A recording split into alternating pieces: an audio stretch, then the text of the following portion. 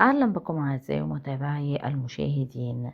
عاجل علي الحجار يرد لأول مرة على أزمة ابنته بثينة لا علاقة لي بفضائح السوشيال ميديا.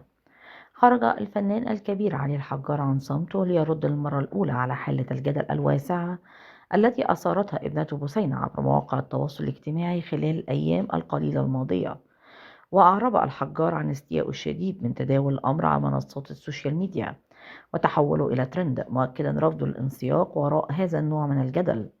وقال الفنان الكبير في تصريحات لبرنامج اي تي بالعربي: أنا ماليش في لعبة فضايح السوشيال ميديا أو كلمة ترند.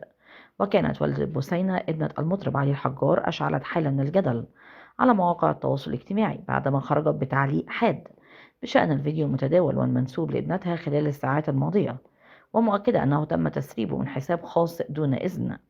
وكتبت والدة بثينة عبر حسابها: المواقع العمالة تأزأز في سمعة البنت ووالدها، ده فيديو خاص لشاب بتفضفض مع أصحابها من برايفت أكاونت، مش للسرقة ولا النشر. وأضافت: ده شكل بثينة الحقيقي والطبيعي، واللي هيتاجر أو يعلي الترند هيعرض نفسه للمساءلة القانونية، واتقوا الله يا مدعي الشرف والاستقامة.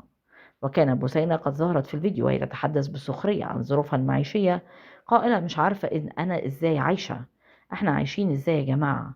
أنا ما أكلتش غير بقسماط من امبارح أنا والقطط. متسائلة هو مش أبويا أنا علي الحجار؟ ودعت متابعيها للدخول إلى حساب والدها وتوجيه السباب له. من فضلك لا تنسى الاشتراك في القناة، تفعيل الجرس على وضع الكل، وعمل لايك ليصلك دائما وأبدا كل جديد من القناة. شكرا لكم.